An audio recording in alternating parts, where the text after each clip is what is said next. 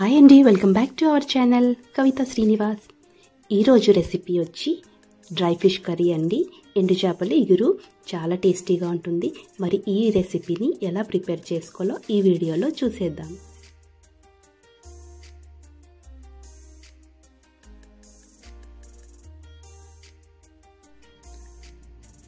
ముందుగా స్టవ్ వెలిగించుకొని ఒక ప్యాన్ పెట్టేసుకోవాలండి. ప్యాన్ హీట్ ఎక్కిన తర్వాత 3 టేబుల్ స్పూన్ ఆయిల్ వేసుకోవాలి.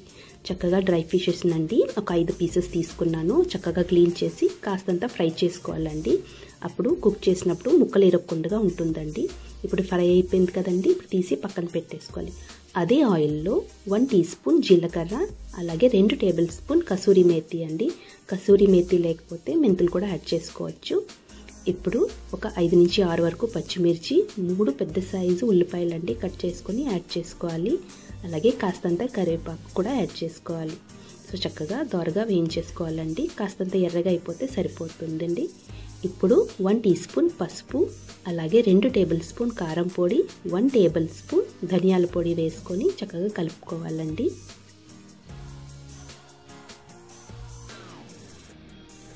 చక్కగా వేయించిన తర్వాత ఇప్పుడు 1 టేబుల్ స్పూన్ అల్లం వెల్లుల్లి పేస్ట్, అలాగే 3 పెద్ద సైజ్ టమాటో అండి మిక్సీ గ్రైండింగ్ చేసి యాడ్ చేసేసుకోవాలి. ఒకసారి బాగా కలిపేసుకోవాలి.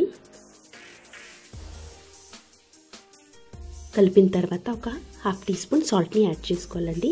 సాల్ట్ని యాడ్ చేసిన తర్వాత కాసేపు మూత పెట్టి కుక్ చేసుకోవాలి.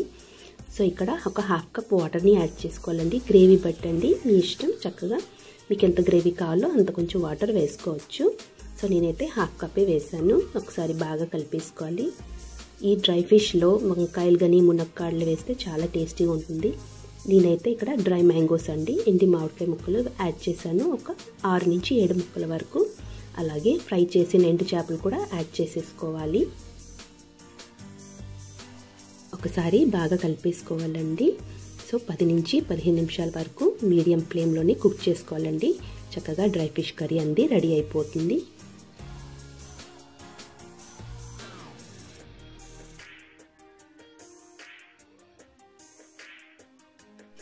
ఉప్పు చేపని ముందుగా ఫ్రై చేసుకున్నాం కదండి. సో ముక్కలు కూడా ఎవరకుండా చక్కగా కుక్ అవుతుందండి. చూడండి, సో డ్రై ఫిష్ కర్రీ అయింది రెడీ అయిపోయిందండి. ఇప్పుడు కాస్తంత కొత్తిమీర కూడా యాడ్ చేసేసుకోవాలండి.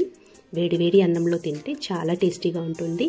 మరి నేను చూపించిన ఈ రెసిపీ మీకు ఎలా అనిపించిందో నాకు కామెంట్ చేయడం మాత్రం మర్చిపోద్దండి. Thank you.